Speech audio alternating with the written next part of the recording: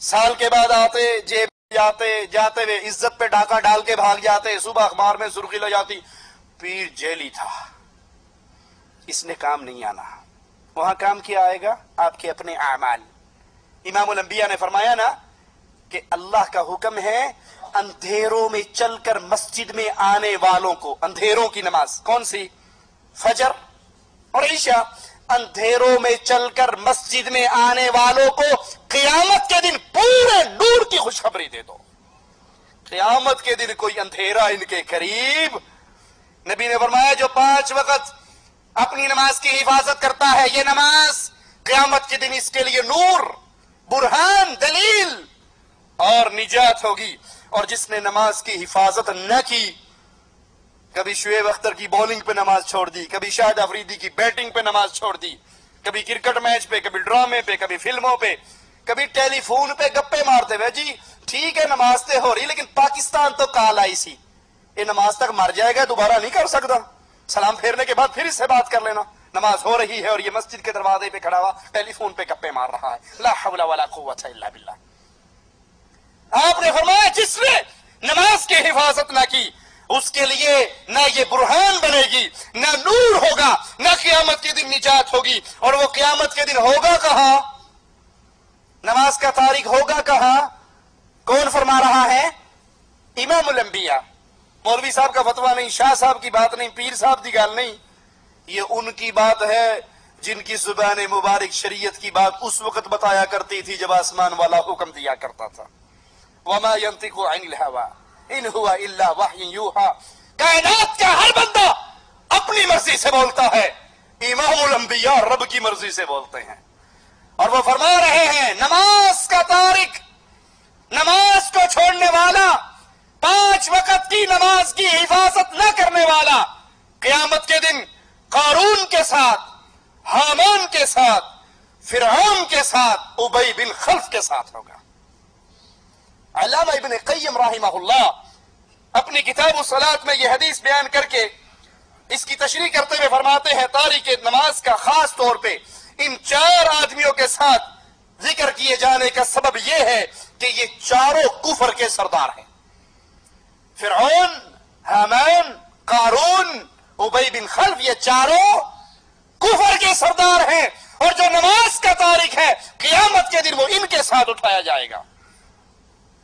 یہ واضح اشارہ ہے کہ اگر تاریک نماز کیوں نماز چھوڑ رہا ہے؟ مال کی وجہ سے۔ اجی نماز تے وہ غریب لوگ پڑھ دینے، ساڈا تے ماشاءاللہ چنگا بڑا کاروبار ہے، اللہ دا بڑا رحم ساڈے تے، نماز غریب پڑھتے ہیں، ہم کیوں نہیں پڑھتے؟ اللہ دا بڑا کرم ہے۔ کوئی مشہور واقعہ ہے، ایک شخص عمرہ کرنے کے لیے آیا تو شیخ محسنی مکہ کے بہت بڑے قاری ہیں اور بہت روتے ہیں اللہ کے سامنے، اس کے پیچھے اس نے نماز پڑھی۔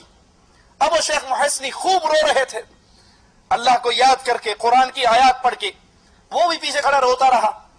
جب وہ نماز پڑھ کے مسجد سے باہر نکلا تو بڑی بڑے ہوٹل، بڑی بڑی بلڈنگیں، ان پہ لکھا ہوا مجموعہ محسنی کہ یہ محسنی کی بلڈنگ ہے۔ تو کہنے لگا یہ اسی امام صاحب کی بلڈنگ ہے جنہوں نے نماز پڑھائی تھی؟ کہا ہاں اسی کی بلڈنگ ہے۔ کہا پکی بات ہے؟ کہا پکی بات ہے۔ کہا پھر انہاں کیوں روندا سی؟ ایڈی وڈی بلڈنگ تے ہے تے ہور انہیں رب کول کی لینا ہے؟ مال کی وجہ سے نماز کو ترک کرنے والے، نماز اس کے درمیان اس کا مال حائل ہے۔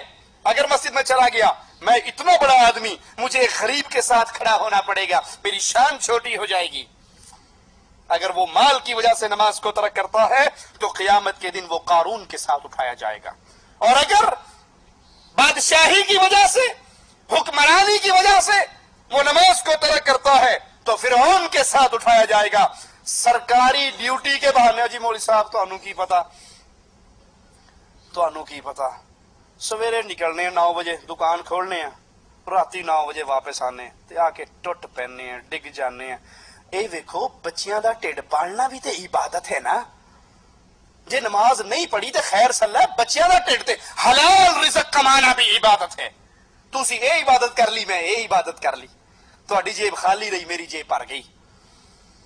جو اس لیے نماز کا تارک ہے کہ سرکاری ڈیوٹی، اس کو اپنے آفس میں جانا ہے، ڈیوٹی پہ جانا ہے، دکان کھولنی ہے، ایسے شخص کا شمار قیامت کے دن حامان کے ساتھ جو اپنی مملکت کا وزیر تھا اس کے ساتھ ہوگا، اور اگر کوئی تجارتی مجبوریوں کی وجہ سے نماز چھوڑتا ہے اس کا شمار عرب کے تاجر ابی بن خلف کے ساتھ ہوگا۔ نماز کا تارک قیامت کے دن شفاعت سے محروم رہے گا۔ قرآن حکیم کی ان آیات پہ غور کیجئے، فی جنات یتساءلون عن المجرمین، جنتی مجرموں سے سوال کریں گے، جنتی جہنمیوں سے سوال کریں گے، ما سلککم فی سقر، اس جہنم کی وادی میں تم کیوں آئے، تمہارا شمار اہل نار میں کیوں ہوا؟ جہنمیوں کا جواب سنیے، قرآن کی آیات پہ اگر ایمان اور یقین ہے تو اللہ کا واسطہ دے کر کہتا ہوں، ان آیات کو سن کر آج اس مجلس سے اٹھنے سے پہلے اللہ سے عہد کرو کہ آج کے بعد کوئی نماز نہیں چھوڑوں گا۔ ما سلککم فی سقر، جہنم میں کیوں آئے؟ پہلا جواب اہل نار کا، لم نک من المصلین، ہم بے نماز تھے، ہم نماز نہیں پڑھتے تھے، ہم نماز کے تارک تھے، ہم مولا علی کے ملنگ تھے، علی ہم تو تیرے ہیں، جہنم میں جانے کے لیے وہابی بتیرے ہیں۔ ہم کہتے ہیں نماز پڑھ کے لبڑا کیے۔ ایک پیر اور مرید اکٹھے سفر کر رہے ٹرین میں، مرید کا نماز کا وقت ہوا، نماز شروع کر دی، پیر صاحب سے کہا جی آپ نہیں نماز پڑھ دے، کہتے تو پڑھ لا، میرا دل ہی اللہ اللہ کرتا ہے، میں اندروں ہی اندروں پڑھ لینا، اندر ہی اندر سے نماز ہو جاتی ہے۔ تھوڑی دیر ہوئی، وہ کھانا شانا کھا کر بیٹھے تھے، کہنے لگے وہ مرید جی لوٹا بھر کے پانی دے لے آؤ، کہتے کیوں؟ کہتا ادھر جانا ہے، 1 نمبر 2 نمبر کٹھا لگا ادھر جانا ہے، کہتا پیر جی اینو بھی اندروں اندروں کر لو۔ پوری نماز 4 فرض 4 سنتا 2 سنتا، یہ 10 رکھتے آپ نے اندر اندر غائب کر لی، تو یہ چھوٹی سی چیز اندروں اندروں نہیں غائب ہوتی؟ کہتا نہیں اے نہیں کھلون دیتی۔ لا حول ولا قوت الا باللہ۔ ما سلککم فی سقر، اس جہنم کا ایندھن کیوں بنے ہو؟ پہلا جواب لم نک من المصلین، ہم بے نماز تھے، ہم نمازی نہیں تھے۔ اور وَكُنَّا نَخُوضُ مَعَ الْخَائِضِينَ، ہم مذاق کرنے والوں کے ساتھ، فضول گو کے ساتھ، گپے ہانکنے والوں کے ساتھ ہم بھی گپے ہانکا کرتے تھے۔ وَكُنَّا نُكَذِّبُ بِيَوْمِ الدِّينِ، اور ہم قیامت کے دن کا انکار کیا کرتے تھے۔ اے جہاں مٹھا اگلا جہاں کہ ڈٹھا، جدو اکھا دے سامنے آ جائے گا پھر لتر اندے پہن کے کہ واپس کسے نے آن دینا۔ ابصرنا وسمعنا فرجعنا نعمل صالحا، آوازیں لگائیں گے اللہ، دنیا میں تو کہا کرتے تھے اے جہاں مٹھا اگلا جہاں کہ ڈٹھا، کون مرے گا کون اٹھے گا، مولویوں نو سوائے ڈران تو کم ہی کوئی نہیں۔ لیکن اب یقین آ گیا، اب سرنا اپنی آنکھوں سے دیکھ چکے ہیں، کانوں سے سن چکے ہیں، فرجعنا، ایک چانس، ایک سپلیمنٹری، ایک موقع، ایک مرتبہ دنیا میں بھیج دے، نعمل صالحا، اذان ہوندے مسیتے جاواں گے، لیکن وہاں سے واپسی